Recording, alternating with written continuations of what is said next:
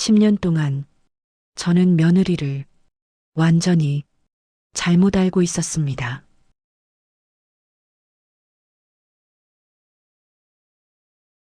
사람은 자기가 보고 싶은 것만 본다고 하죠. 저는 10년 동안 정말 아무것도 의심하지 않았습니다. 아침마다 먼저 일어나 밥을 차리고 항상 고개를 숙이며 어머니라고 부르던 며느리, 저는 그 아이를 세상에서 가장 착한 며느리라고 믿고 있었습니다. 그런데 어느 날 문득 이런 생각이 들더군요. 왜 저 아이는 항상 전화를 받을 때 자리를 피할까? 그리고 그 사소한 의문 하나가 제 인생을 완전히 바꿔놓았습니다. 제가 몰랐던 건 며느리의 성격이 아니었습니다. 저를 바라보는 그 아이의 진짜 눈빛이었습니다. 만약 여러분이 저라면 10년을 함께 산 며느리의 숨겨진 얼굴을 마주했을 때 끝까지 모른 척 하실 수 있었을까요? 이 이야기는 착한 며느리에 대한 이야기이자 사람을 너무 믿어버린 한 시어머니의 고백입니다. 지금부터 제가 10년 동안 보지 못했던 진실을 말해보려 합니다. 나는 정말 복받은 시어머니라고 믿었습니다. 사람들은 내게 늘 같은 말을 했다. 마치 인사처럼 습관처럼 어머님은 참 복이 많으세요. 처음 그 말을 들었을 때는 그저 웃으며 넘겼다. 하지만 그 말이 10번, 20번, 수십 번 반복되자 나도 모르게 마음 한구석에서 그 말을 믿고 싶어졌다. 복? 그래, 나는 복이 많은 사람일지도 모른다고. 아들은 성실했고 큰 사고 한 번 치지 않았고 며느리는 정말 흠잡을 데 없는 아이였다. 사람들이 흔히 말하는 요즘 젊은 애들답지 않게 조용했고 순했고 말수가 적었다. 며느리는 항상 한 발짝 뒤에 서 있었다. 밥상 앞에서도 손님이 왔을 때도 심지어 자기 남편 앞에서도 어머니 먼저 드세요. 어머니 이 반찬은 간이 괜찮으세요? 어머니 혹시 불편하신 건 없으세요? 그 말들이 하루에도 몇 번씩 내 귀에 들어왔다. 나는 속으로 생각했다. 그래, 이 정도면 됐다. 요즘 며느리들 이야기 들으면 고개가 절로 저어지지 않는가. 시부모를 하숙집 주인처럼 대하고 명절이면 얼굴만 비추고 말대답은 기본이고 눈도 제대로 마주치지 않는다는 이야기들. 그런 이야기 속에서 우리 며느리는 비현실적으로 착한 아이였다. 아침이면 내가 일어나기 전에 이미 부엌 불이 켜져 있었다. 싱크대에는 전날 저녁 설거지가 말끔히 정리돼 있었고 냄비는 제자리에 행주는 삶아서 널려 있었다. 어머니 주무셨어요? 조금 전에 일어났어요. 그 말에 며느리는 안도한 듯 웃었다. 그 웃음이 그때는 참 예뻐 보였다. 나는 그 아이가 눈치를 본다고 생각했다. 시집와서 아직 긴장해서 그런 거라고. 그래서 더 챙겨줬다. 반찬도 아들보다 며느리 그릇에 조금 더 얹어줬고 과일이 있으면 먼저 며느리 쪽으로 밀어줬다. 얘는 먹어도 살도 안 찌네. 젊어서 그래요. 그런 사소한 대화들 속에서 나는 점점 스스로를 좋은 시어머니라고 생각하게 됐다. 며느리도 그걸 알고 있는 것 같았다. 항상 고개를 숙였고 항상 감사하다고 말했다. 어머니 덕분에 제가 많이 배워요. 그 말이 내 마음을 더 단단히 묶어놨다. 나는 며느리를 의심하는 사람을 속으로 이해하지 못했다. 왜 그렇게 며느리를 못 믿어? 요즘 애들이 다 그렇다니까. 나는 오히려 며느리를 감쌌다. 우리 며느리는 안 그래. 우리 며느리는 달라. 그 말을 입에 달고 살았다. 아들도 그걸 알고 있었다. 엄마, 솔직히 말해서 나보다 엄마가 얘를 더 챙기는 것 같아. 그 말에 나는 웃으며 대답했다. 그래도 되잖아. 저렇게 착한 애가 어디 있니? 그때는 몰랐다. 그 말이 나중에 얼마나 잔인한 말이 될지. 며느리는 친정 이야기를 거의 하지 않았다. 누가 물어봐도 다들 잘 지내요. 그 말이 전부였다. 처음엔 그게 오히려 예의라고 생각했다. 괜히 친정 자랑 늘어놓는 며느리보다 조용히 사는 게 낫다고. 명절이 되면 며느리는 항상 바빴다. 차례 준비도 도맡아 했고 설거지도 먼저 나섰다. 어머니, 앉아 계세요. 제가 할게요. 그 말에 나는 정말 복받은 사람 같았다. 그렇게 1년이 지나고 2년이 지나고 어느덧 10년이 흘렀다. 나는 그 10년 동안 한 번도 진지하게 며느리를 의심해 본 적이 없었다. 아니, 정확히 말하면 의심할 기회가 있어도 스스로 눈을 감았다. 왜냐하면 그게 편했기 때문이다. 착한 며느리라는 믿음이 내 노후를 안정되게 해준다고 생각했기 때문이다. 하지만 지금 이 이야기를 하는 나는 안다. 그 믿음은 복이 아니라 가장 위험한 착각이었다는 걸. 그리고 그 착각이 무너지기 시작한 건 정말 아무것도 아닌 사소한 순간이었다. 그날도 그저 평범한 하루였다. 그날도 나는 여전히 복받은 시어머니라고 믿고 있었다. 그때까지만 해도 이상함은 언제나 아주 사소한 틈에서 시작됐다. 사람 마음이라는 게 참 묘하다. 한번 믿기 시작하면 웬만한 이상함은 다 이유가 있어 보인다. 나도 그랬다. 며느리에 대한 첫 번째 이상함은 정말 아무것도 아닌 것에서 시작됐다. 전화였다. 며느리는 집에 있을 때도 휴대전화를 손에서 놓지 않았다. 요즘 젊은 사람들 다 그렇지 않느냐고 누군가는 말할지도 모른다. 하지만 며느리는 조금 달랐다. 전화가 오면 꼭 자리를 피했다. 거실에 있다가도 부엌에 있다가도 내가 근처에 있으면 슬쩍 베란다로 나갔다. 화장실 문을 닫고 통화할 때도 있었다. 누구니? 내가 물으면 항상 같은 대답이 돌아왔다. 아, 친구요. 그 대답이 너무 자연스러워서 나는 더 이상 묻지 않았다.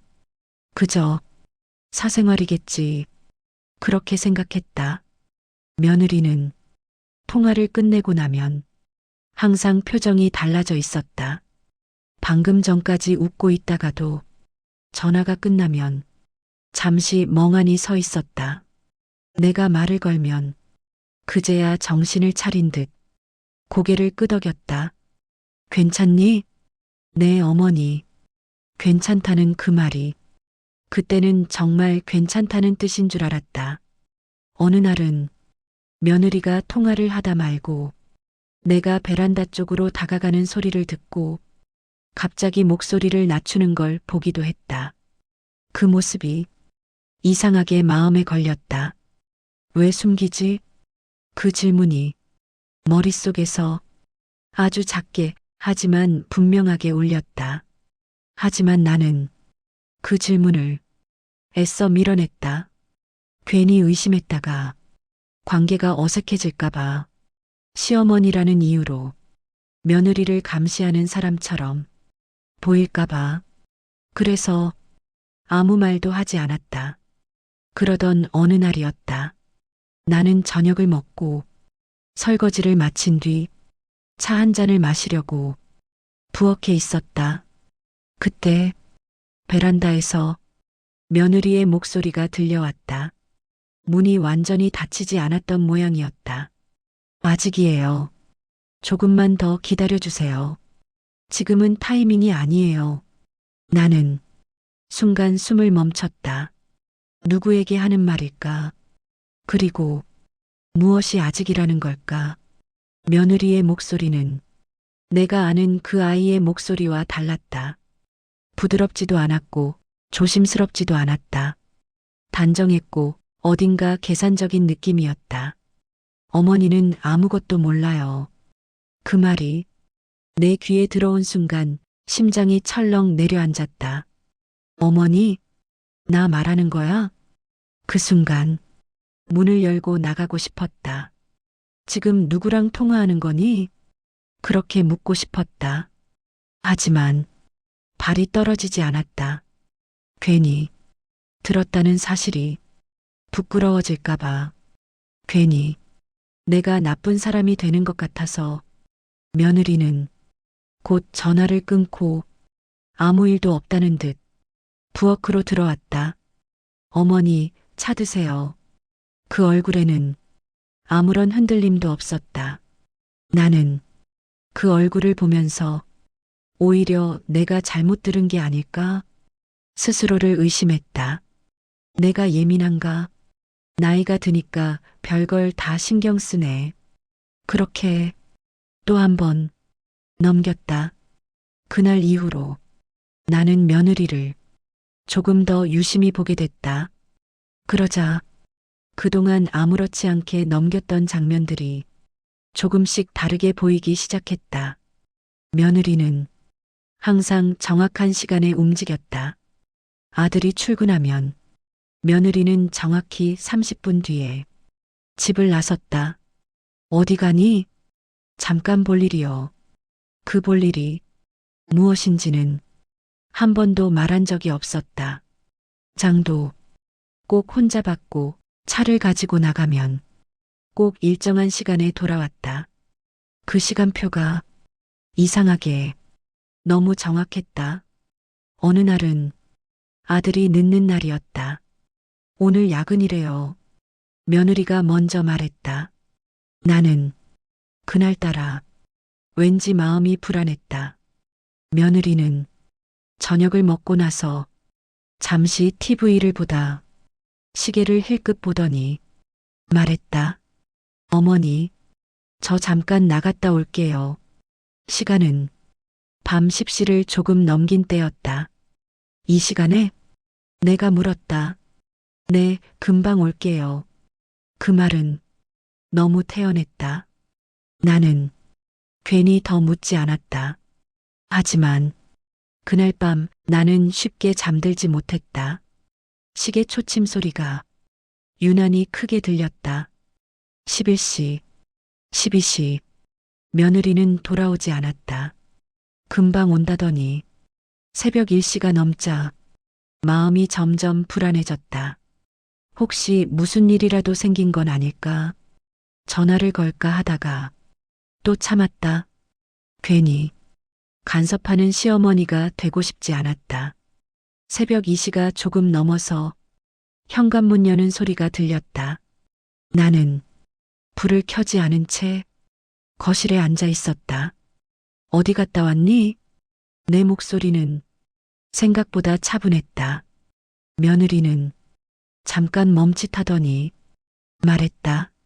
친구요. 눈을 마주치지 않았다. 그 짧은 대답이 그날따라 유난히 길게 느껴졌다. 나는 더 이상 묻지 않았다. 하지만 그날 밤 나는 거의 잠을 이루지 못했다. 머릿속에서 그 한 문장이 계속 맴돌았다. 어머니는 아무것도 몰라요. 그 말이 귓가에서 계속 울렸다. 그날 이후로 나는 처음으로 이런 생각을 했다. 혹시 내가 전혀 모르는 며느리의 얼굴이 있는 건 아닐까? 그 생각은 무섭고 불편했고 부정하고 싶었다. 하지만 이미 한 번 떠오른 의심은 쉽게 사라지지 않았다. 그날부터 나는 알게 됐다.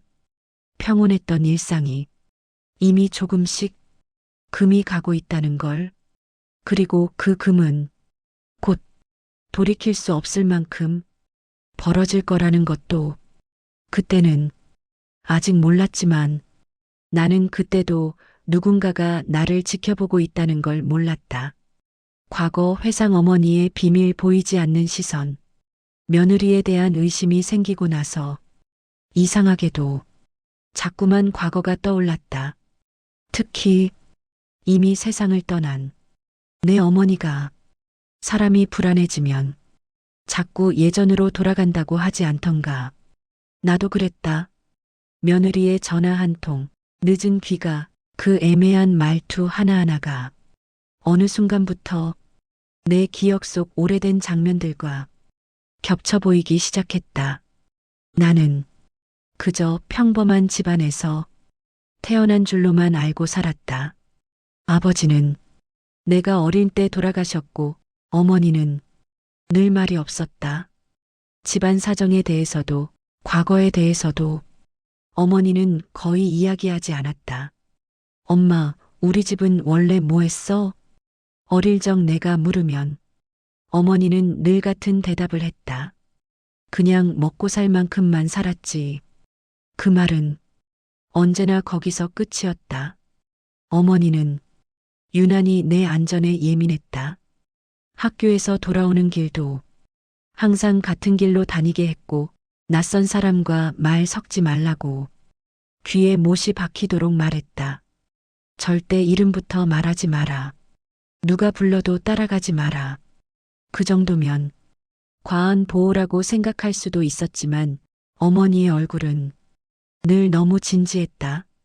나는 그게 그냥 걱정 많은 부모의 모습인 줄 알았다.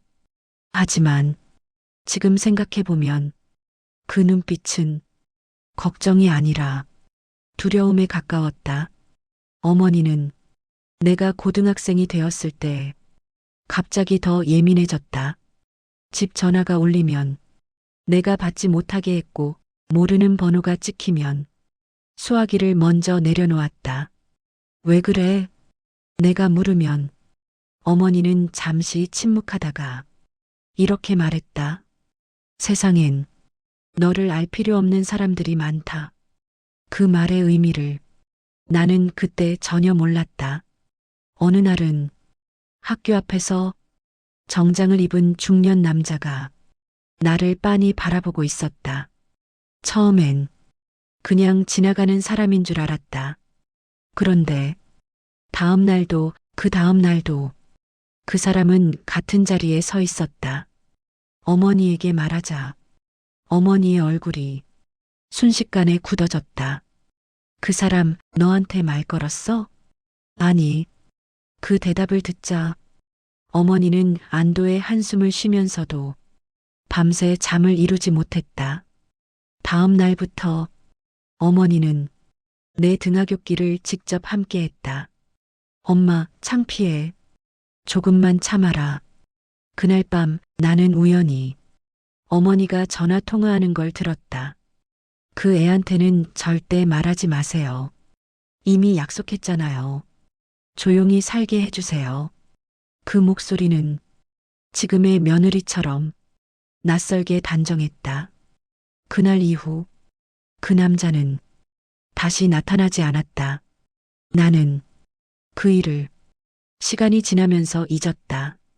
아니, 잊은 줄 알았다. 하지만 며느리에 대한 의심이 생긴 이후로 그 장면이 유난히 또렷하게 떠올랐다. 마치 지금의 상황과 어딘가 닮아 있었기 때문이다. 며느리도 그랬다. 전화할 때마다 자리를 피했고 항상 누군가의 시선을 의식하는 것처럼 보였다. 그리고 어머니가 했던 그 말, 세상엔 너를 알 필요 없는 사람들이 많다. 그 말이 지금 와서야 가슴에 박혔다. 나는 어머니가 돌아가시기 전날을 또렷이 기억한다. 병실은 조용했고 어머니는 내 손을 꼭 잡고 있었다. 너, 사람은 말이다. 어머니는 숨을 고르며 말했다. 겉으로 보이는 게 전부가 아니다. 그 말이 어머니의 마지막 말이었다. 나는 그때도 그 의미를 몰랐다. 그저 죽음을 앞둔 사람이 남기는 흔한 말이라고 생각했다. 하지만 지금 생각해보면 그 말은 경고였는지도 모른다. 그리고 어머니는 내가 결혼할 때도 이상한 부탁을 하나 남겼다. 집안 얘기는 너만 알고 있어라. 나는 그 말이 왜 필요한지도 모르면서 그냥 고개를 끄덕였다. 결혼 후에도 어머니는 며느리에 대해 유난히 조심스러웠다. 사람은 천천히 봐야 한다. 그 말만 반복했다. 하지만 어머니는 내가 결혼한 지 얼마 되지 않아 세상을 떠났다. 그 이후로 나는 아무 의심 없이 살았다. 그런데 지금 와서야 모든 조각들이 조금씩 맞춰지기 시작했다. 며느리의 전화, 늦은 외출, 계산된 태도, 그리고 어머니의 두려움. 그 모든 게 우연일까? 아니면 내가 정말로 어릴 때부터 누군가에게 지켜지고 있었던 걸까? 그날 밤 나는 처음으로 이런 생각을 했다. 혹시 이 모든 게 며느리 개인의 문제가 아닐지도 모른다. 그리고 그 생각은 곧 더 큰 진실로 나를 끌고 가게 된다. 그때는 아직 상상도 못했다. 며느리의 실체가 내 어머니의 과거와 연결되어 있을 줄은. 사람이 진실을 마주하게 되는 순간은 대부분 아주 우연한 형태로 찾아온다. 나도 그랬다. 그날은 정말 아무 일도 없는 날이었다. 며느리는 아침부터 분주했고 아들은 출근했고 집에는 나 혼자 남았다. 며느리가 급하게 나가면서 가방을 소파 위에 올려두고 간 것도 전혀 의심스럽지 않았다. 나는 그저 청소를 하다 가방이 바닥에 떨어질까봐 옮기려 했을 뿐이다. 정말 그뿐이었다. 그런데 가방 지퍼가 살짝 열리면서 서류 봉투 하나가 툭 떨어졌다. 나는 그 순간까지도 그걸 열어볼 생각이 없었다. 하지만 봉투 겉면에 적힌 글자가 내 눈을 붙잡았다. 채무상환 계획서. 손이 그 자리에서 굳어버렸다. 채무? 며느리는 항상 말했다. 어머니, 저는 돈 욕심 없어요. 대출 같은 건 무서워서 못해요. 그 말이 머릿속에서 동시에 울렸다. 나는 한참을 서서 봉투를 바라보다가 천천히 열었다. 그 안에는 내가 평생 보고 싶지 않았던 것들이 정리되어 있었다. 며느리 명의의 대출 내역. 금액은 하나가 아니었다. 상환 기한은 이미 여러 번 연장된 상태. 담보 항목에 적힌 주소. 우리 집 주소였다. 눈앞이 순식간에 어두워졌다. 이게 무슨 말이야? 나는 서류를 덮었다가 다시 열었다. 혹시 내가 잘못 본 건 아닐까? 하지만 아무리 봐도 주소는 분명했다. 내가 매일 문을 열고 나서는 그 집이 며느리의 빚과 연결되어 있었다.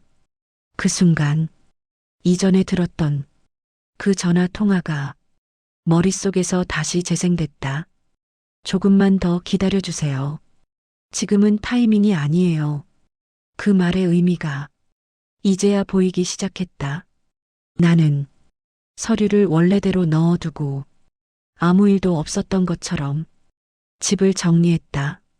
하지만 그날 이후 나는 더 이상 이 집의 공기가 예전처럼 느껴지지 않았다. 며느리가 돌아왔을 때 나는 아무 말도 하지 않았다. 그저 그 아이의 얼굴을 천천히 바라봤다. 여전히 순한 얼굴이었다. 여전히 고개를 숙였다. 어머니 다녀왔어요. 그 말이 이제는 전혀 다르게 들렸다. 나는 그날 밤 아들의 방에 들어갔다. 아들은 서재에서 노트북을 켜둔 채 잠들어 있었다. 나는 잠시 망설이다가 노트북을 켰다. 비밀번호는 아들의 생일이었다. 그 안에는 내가 더 이상 외면할 수 없는 또 다른 진실이 기다리고 있었다. 노트북 안에는 정리된 파일 하나가 있었다. 처음엔 업무 관련 자료인 줄 알았다. 하지만 파일명을 보는 순간 숨이 막혔다. 가족 계획. 나는 마우스를 쥔 손에 힘이 들어가는 걸 느꼈다. 그 안에는 며느리와 그 친정 식구들 간이, 메신저 기록, 계약 초안, 그리고 나와 아들의 이름이 수차례 등장했다. 어머니는 절대 모르게 해야 돼. 집 명의만 넘어오면 나머지는 정리돼. 아들은 결국 엄마 말 들을 수밖에 없어. 그 문장 하나하나가 내 가슴을 도려내는 느낌이었다. 나는 그 자리에 앉아 한참을 움직이지 못했다. 분노보다 먼저 찾아온 건 허탈함이었다. 10년이었다. 그 아이가 우리 집에 들어와 웃고 밥 먹고 같이 명절을 보내고 내 손을 잡고 어머니라 부르던 시간, 그 모든 게 계획이었다. 나는 그날 밤 잠들지 않았다. 그리고 아침이 되자 며느리를 불렀다. 너 나랑 할 말 있지. 며느리는 처음엔 무슨 말인지 모르는 척했다. 어머니, 무슨 말씀이세요? 나는 아무 말 없이 서류를 내밀었다. 그 순간 며느리의 얼굴에서 처음으로 가면이 벗겨졌다. 이걸 어디서? 그 말이 모든 걸 인정하는 말이었다. 나는 울지 않았다. 소리도 지르지 않았다. 그저 차분하게 말했다. 10년이다. 10년 동안 너는 우리를 속였다. 며느리는 그제야 고개를 들었다. 그리고 처음 보는 눈빛으로 나를 바라봤다. 미안함도 후회도 아닌 계산된 눈빛이었다. 어머니, 이렇게까지 될 줄은 몰랐어요. 그 말에 나는 처음으로 분노했다. 그럼 뭐라고 생각했니? 내가 끝까지 모를 줄 알았니? 그날 아들에게 모든 걸 말했다. 아들은 의자에 앉은 채 한참을 말을 하지 못했다. 그리고 조용히 무너졌다. 며느리는 그날 집을 나갔다. 짐은 미리 준비해 둔 것처럼 많지 않았다. 아들은 며칠 동안 말을 하지 않았다. 나는 그 시간을 조용히 기다렸다. 어머니가 예전에 했던 말이 머릿속에 떠올랐다. 사람은 겉으로 보이는 게 전부가 아니다. 이제야 그 말이 가슴에 내려앉았다. 나는 법적인 절차를 밟았고 집은 지켜냈다. 하지만 무너진 건 집이 아니라 관계였다.